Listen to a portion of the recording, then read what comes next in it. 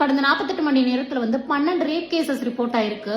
2 வயசு குழந்தையில இருந்து 70 வயசு கிழவி வரை வன்புணர்வு செய்யப்படுறாங்க. அதாவது இந்தியால ஒரு பேரண்ட்ஸ் ஒரு வயசு 1.5 வயசுல பெண் குழந்தை வச்சிருக்க பேரண்ட்ஸ் எப்படி இந்த குழந்தைய வளர்த்து ஆளாக்க போறோம், எப்படி இதை ஒரு நல்ல நிலைமைக்கு கொண்டு வர போறோம், இந்த மாதிரி எல்லாம் மனுஷங்க இருக்காங்களேன்னு நினைச்சா அவ்வளவு பயப்படுறாங்க. இந்தியா விமென்ஸ்க்கு சேஃபான கண்ட்ரியே இல்ல. இது இந்தியால இருக்க விமென்ஸே சொல்லுவோம். ஆக்சுவலா பொண்ணுங்க ட்ரெஸ் தப்பா போடுறதா தப்புன்னு சொன்னீங்கன்னா 2 வயசு குழந்தை கிட்ட என்ன ஆபாசத்தை கண்டீங்க? 2 வயசு குழந்தைய வன்புணர்வு பண்ணி கொல்ற அளவுக்கு அந்த குழந்தைகிட்ட என்ன ஆபாசத்தை பார்த்தாங்க? அப்போ தப்பு சொல்ல வேண்டியது பெண்களையா இல்ல இந்த கேட்ட ஜென்மங்களையா? அதாவது 1950 இந்திய அரசியலமைப்பு எழுதினாங்க. கால மாற்றத்துக்கு ஏற்ப எவ்வளவு சட்ட திருத்தங்கள் கொண்டு வரீங்க. இது வரைக்கும் பார்லிமெண்ட்ல 130 அமெண்ட்மெண்ட்ஸ் பண்ணிருக்காங்க, 130 சட்ட திருத்தம் பண்ணிருக்காங்க. ஏன் பெண்களுக்கு எதிரான பாலியல் குற்றங்களுக்கு ஒரு ஸ்ட்ராங்கான சட்ட திருத்தம் கொண்டு வரல, ஒரு ஸ்ட்ராங்கான அமெண்ட்மெண்ட் ஏன் கொண்டு வரல? இதே இந்த மாதிரி தப்பு பண்றவனை தப்பு பண்ண ஊர்ல எல்லாருக்கும் மத்தியில வச்சு தலையை வெட்டுவீங்க அப்படின்னு தெரிஞ்சா எவனுக்காவது தப்பு பண்ற எண்ணம் வருமா? எவனுக்காவது ஒரு பொண்ணை சீரழிக்கணுங்கிற எண்ணம் வருமா? அப்போ இங்க பெண்களோட ட்ரெஸ் வீக்கா இருக்கா இல்ல சட்டம் வீக்கா இருக்கா? தப்பு பண்ணா ஈஸியா வெளியே வந்துடலாம் அப்படிங்கிற தைரியத்துல தானே ஒவ்வொரு பொண்ணையும் இந்த மாதிரி பண்றாங்க.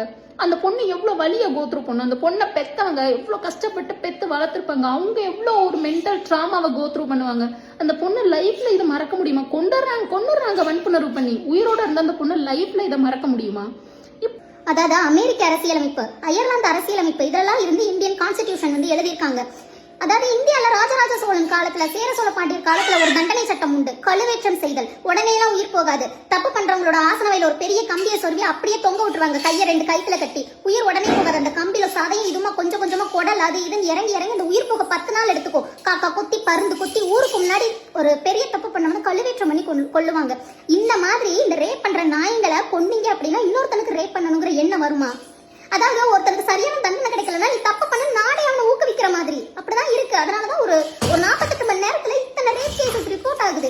எவ்வளவு அமெண்ட்மெண்ட்ஸ் கொண்டு வரீங்க. இதை யாராவது அட்வொகேட்ஸ் பார்க்கலாம், யாராவது ஜஸ்டிஸ் கூட பார்க்கலாம். ஒருவேளை இந்த வீடியோ வைரல் ஆச்சுன்னா எவ்வளவு அமெண்ட்மெண்ட்ஸ் கொண்டு வரீங்க. இதுக்கு ஒரு ஸ்ட்ராங்கான அமெண்ட்மெண்ட் இந்த கவர்மெண்டாவது எடுத்துட்டு வரலாம்ல. இதுக்கு எடுத்துட்டு வந்தா எத்தனை குழந்தைங்க நிம்மதியா வரும், எத்தனை பேரண்ட்ஸ் நிம்மதியா இருப்பாங்க. ஸ்கூல் அனுப்பிட்டு எத்தனை பேரண்ட்ஸ் பயப்படுறாங்க, என் குழந்தை இன்னைக்கு சேஃபா வந்துருவாளா அப்படின்னு சொல்லிட்டு. இதுக்கெல்லாம் சட்டம் ஒழுங்கு சரியில்லை. அதுதான் ரீசன். ஒரு ஸ்ட்ராங்கான தண்டனை சட்டம் இருந்துச்சுன்னா தப்புக்கள் குறையும்.